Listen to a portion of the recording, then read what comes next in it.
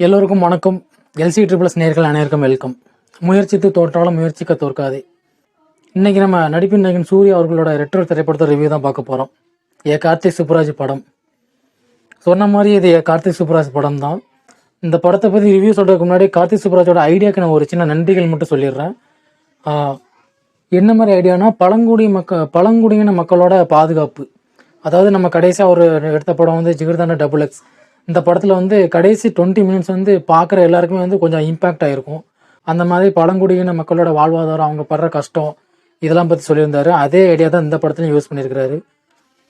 அதுக்கப்புறம் இன்னொரு நன்றி வந்து நான் வேற ஒரு நடிகருக்கு சொல்ல விரும்புகிறேன். அது யாருன்னா, the real one, the only one, the super one, the number one, super star Rajinikanth அவர்கள், தலைவர். கார்த்திக் சுப்புராஜ் வந்து இந்த ரெட்ரோ படத்தோட கதை வந்து ரஜினி சாருக்குன்னு எழுதுனது அப்படின்னு ஒரு சில இடத்துல சொன்னதா சில தகவல்கள் இருக்குது. நான் என்ன நினைக்கிறேன்னா, கார்த்திக் சுப்புராஜ் வந்து பேட்ட படத்தோட கதையை ரஜினிகிட்ட சொல்லும்போது இந்த படத்தோட கதையும் சொல்லியிருக்கணும். ரஜினி சார் வந்து பேட்ட படத்தை செலக்ட் பண்ணியிருக்கணும் அப்படி தான் நான் நினைக்கிறேன். ஒருவேளை ரஜினி சார் வந்து இந்த படத்தை ரிஜெக்ட் பண்ணது வந்து நல்லது தான். இந்த படம் ரஜினி சாருக்கான படம் இல்லை. இது வந்து சூர்யா சாருக்கான, அதாவது சூர்யா சார் உள்ளே வரும்போது நான் சூர்யாக்காண்டி நான் ஒரு சில கதைகள்லாம் மாற்றினேன், ஒரு சில சேஞ்சஸ்லாம் பண்ணேன்னு கார்த்திக் சுப்புராஜ் சொல்லியிருந்தாரு. அந்த மாதிரி தான் இருக்குது. இப்போ நம்ம பார்த்துருக்க அந்த அவுட்புட்டில் வந்த படம் வந்து ரஜினி சாருக்கு செட் ஆகாது. அந்த மாதிரி தான் இருக்குது படம். ஃபஸ்ட்டு படத்தில் சூர்யா பற்றி சொல்லிடலாம். நடிப்பின் நாயகன் சூர்யா அவரோட ஒர்க்கை வந்து கரெக்டாக ஃபுல்ஃபில் பண்ணியிருக்கிறாரு. ஃபேன்ஸுக்கும் வந்து ஒரு பயங்கரமான ட்ரீட் தான். சூர்யா வந்து ஆக்ஷனில் பார்க்கணும் அப்படின்னு நிறைய பேர் நினைப்பாங்க. அவங்களுக்குலாம் இந்த படம் ரொம்ப பிடிக்கும். அதுக்கப்புறம் சந்தோஷ் நாராயணனை பற்றி சொல்லிடுறேன். அவரோட பிஜிஎம்மே வந்து சாங்ஸ் எல்லாமே பட்டையை கிளப்பிட்டு, கனிமா, கண்ணாடி பூ, இதை ஒன்று, அப்புறம் பேக்ரவுண்ட் மியூசிக்கு. அதுலேயும் முக்கியமாக ஃபர்ஸ்ட் ஹாஃபில் வந்து நிறைய படம் கொஞ்சம் ஸ்லோவாக போகிற மாதிரி தான் இருக்கும். ஸ்லோவாக போகிற சீனில் எல்லாத்துலேயுமே வந்து சந்தோஷ் நாராயணோட பிஜிஎம் தான் வந்து படத்துக்கு வந்து கொஞ்சம் உயிரோட்டம் கொடுக்குற மாதிரி இருக்கும். அவரோட மியூசிக் மட்டும் தான் கேட்டுகிட்டே இருக்கும். அதேமாதிரி பூஜா ஹெக்டே, கார்த்திக் சுப்புராஜ் வந்து பூஜா ஹெக்டே வந்து இது வரைக்கும் அவங்க நடித்த படங்கள்லேருந்து இவங்க கொஞ்சம் இந்த படம் அவங்களுக்கு தனியாக தெரியணும் அப்படிங்கிறதுக்காகவே வந்து கொஞ்சம் அவங்களால் இந்த கதைக்கு போதுமான அளவுக்கு ஆக்டிங்கை வந்து பூஜா ஹெக்டேட்டு வந்து அவங்க வாங்கியிருக்காங்கன்னு தான் நான் சொல்லுவேன். ஒரு சில சீன்லாம் வந்து அழுகிற சீன் இருக்குது. அது வந்து உண்மையாகவே வந்து அவங்க ரியலாக அழுகிற மாதிரி தான் இருக்குது அந்த சீனுமே. அப்புறம் வந்து படத்தோட அப்டேட் வந்து ஒன்று ஒன்றா வரும்போது பூஜா ஹெக்டேவோட என்ட்ரன்ஸ் ஒன்று வரும். அதாவது சூர்யா வந்து ஒரு கதவை திறப்பார், பூஜா ஹெக்டே இப்படி நிற்பாங்க. அதை பார்த்து நிறைய பேர் வந்து வையாபுரி மாதிரி இருக்குது அப்படின்னு சொல்லிட்டு ட்ரோல் பண்ணாங்க. இந்த படத்தில் அப்படி இல்லைங்க. அதாவது கொஞ்சம் அவங்களுமே வந்து கொஞ்சம் டார்க்காக டஸ்கி மேக்கப் போட்டுட்டு ஒரு மாநிறமாட்டு அவங்களுமே வந்து ஒரு தமிழ் பொண்ணு மாதிரி தான் அவங்களுமே சுற்றிட்டு இருக்காங்க. ஆனால் அவங்களுக்கு நிறைய டைலாக் கிடையாது. பார்க்க ஒரு லுக் வைஸில் அவங்க கொஞ்சம் தமிழ் பொண்ணு மாதிரி தான் இருப்பாங்க. மற்றபடி எனக்கு அந்த ட்ரோல் பண்ணாங்க பார்த்தீங்கன்னா, அந்த சீனை பார்க்கும்போது எனக்குமே வையாபுரி நான் தான் வந்துச்சு. அவங்கள கலாய்க்கிறதுக்காக வரல. இப்படி ஒரு மீம்ஸ்லாம் பார்த்து கொஞ்ச நாள் முன்னாடி பார்த்து பழகிட்டனால அந்த சீன் பார்க்கும்போது வையாபுரி நான் தான் எனக்குமே வந்துச்சு. இப்போ கதைக்கு வருவோம். வில்லன்கிட்ட சூர்யா வந்து வளர்ப்பு மகனாக இருக்கிறாரு. கேங்ஸ்டராக ஒர்க் பண்ணிட்டு இருக்கிறாரு. ஒரு கட்டத்தில் வந்து சூர்யாவுக்கும் பூஜா ஹெக்டேக்கும் லவ் வந்து அது கல்யாணம் ஆகும்போது, எனக்கு இந்த கேங்ஸ்டர் தொழில் வேண்டாம், நான் கல்யாணம் பண்ணிட்டு வேற எங்கேயாச்சும் போய் பிடிச்சிக்கிறேன் அப்படின்னு போகும்போது ஒரு கடைசி ஒர்க் ஒன்று வருது. இதை முடிச்சு கொடுத்துட்டு நீ கல்யாணம் பண்ணிட்டு எங்கேனாலும் போ அப்படின்னு சொல்லும்போது அந்த ஒர்க்கில் சூர்யா ஒரு சில ட்விஸ்ட்டு பண்ணிடுறாரு.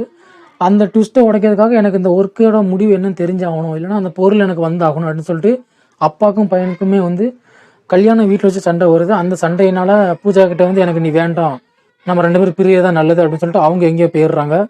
இவர் வந்து அப்பா கிட்ட பண்ண தப்புனால இவர் வந்து ஜெயிலுக்கு போகிறாரு. அந்த ஜெயிலுக்குள்ளே வந்து அப்பா அடியாட்களால் சித்திரவதை அனுபவிக்கிறாரு. ஒரு கட்டத்தில் ஹீரோயின் வந்து எங்கே இருக்காருன்னு தெரிஞ்சுட்டு அவரை தேடுறதுக்காக ஜெயிலேருந்து ஒரு காரணமாக தப்பிச்சு, அது என்ன காரணம் நான் சொல்ல மாட்டேன், படம் பார்த்து தெரிஞ்சுக்கோங்க. ஒரு காரணமாக தப்பிச்சு அந்த ஹீரோயினை பார்க்கறதுக்காக அந்தமானுக்கு போகிறாரு. அங்கே அந்தமானில் இன்னொரு வில்லன் கேங் இருக்குது. அந்த வில்லன் கேங் வந்து அந்த ஊரில் இருக்கிற பழங்குடியின மக்களை ஒரு அடிமைத்தனமாக ட்ரீட் பண்ணிட்டு இருக்காங்க. அது தெரியாமல் சூர்யா வந்து அந்தமானுக்கு வந்து பூஜா ஹெக்டே கிட்ட வந்து நான் சண்டையெல்லாம் விட்டுட்டேன் அப்படின்னு சொல்லிட்டு நிறைய அங்கே ஒரு லவ் சீன்ஸ்லாம் அப்படி இப்படியும் வந்து அதையுமே பூஜா கிட்டே நம்பாமல் ஒரு கட்டத்தில் அவங்களாம் வில்லன் அப்படின்னு தெரியாமல் சூர்யா வந்து அவங்கக்கிட்ட நட்பாக பழகி அவங்க சார்பாக இருந்து பழங்குடியின மக்களை வந்து எதிர்க்கிறாரு. அதுக்கப்புறம் ஒரு சில சின்ன ட்விஸ்ட்னால பழங்குடியின மக்களோட ஃப்ளாஷ்பேக் வந்து சூர்யாவுக்கு தெரிய வருது.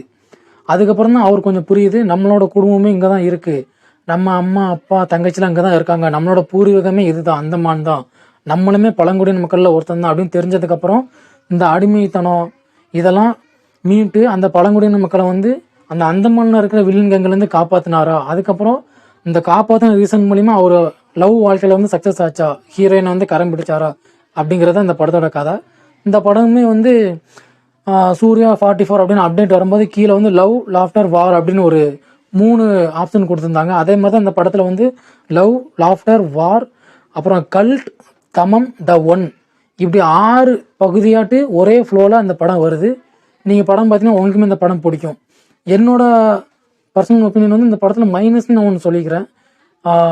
சூர்யா ஃபேன்ஸ் வந்து எல்லாருக்குமே இந்த படம் பிடிக்காதான் நான் சொல்லுவேன். சூர்யா வந்து ஃபைட்டுக்குன்னு ஒரு சில பேர் வந்து சூர்யா விரும்புவாங்க, அவங்களுக்கு மட்டும் தான் அந்த படம் பிடிக்கும். மற்றபடி வந்து இந்த சூர்யா கிட்ட வந்து ஃபேமிலி சென்டிமெண்ட் வந்து நிறைய எதிர்பார்ப்பாங்க. அந்த வேல் அப்படிங்கிற மாதிரி படம், அந்த ஃபேமிலி சென்டிமெண்ட்டு, அதுக்கப்புறம் இந்த கமர்ஷியல், இந்த மாதிரிலாம் எதிர்பார்ப்பாங்க பார்த்தீங்களா, அவங்களுக்கு வந்து இந்த படம் மேக்ஸிமம் ஃபுல்ஃபில் ஆகான்னு தான் நான் நினைக்கிறேன். நான் வந்து இதை ஏன் சொல்கிறேன்னா, கார்த்திக் சுப்புராஜ் வந்து இந்த படத்தோட கிளைமேக்ஸுக்கு கொஞ்சம் முன்னாடி நம்ம இது வந்து ஒரு பழங்குடியின மக்களை பற்றின கதை அப்படின்னு நமக்கு தெரிய வந்ததுக்கப்புறம் அந்த இடத்துல ஒரு கெஸ்ட் ரோலுக்கு ஒரு நடிகையை கூப்பிட்டு வந்து ஒரு குத்துப்பாட்டு வச்சுருப்பாரு. அந்த குத்துப்பாட்டுக்கு கொடுத்த முக்கியத்துவத்தை நீங்கள் வந்து சூர்யா ஃபேன்ஸ் வந்து சூர்யா கிட்ட என்ன எதிர்பார்ப்பாங்க, ஃபேமிலி சென்டிமெண்ட்டு, அப்புறம் இந்த கமர்ஷியல் மசாலா, இதெல்லாம் கொஞ்சம் எதிர்பார்ப்பாங்க. அதை வந்து கொஞ்சம் நம்ம எக்ஸ்ட்ரா கொடுப்போம் அப்படின்னு நீங்கள் நினச்சிருந்தீங்கன்னா இது வந்து கொஞ்சம் ஃபேமிலி ஆடியன்ஸ் வந்து இன்னும் கொஞ்சம் கவர் பண்ணியிருக்கும் அப்படின்னு நான் நினைக்கிறேன்.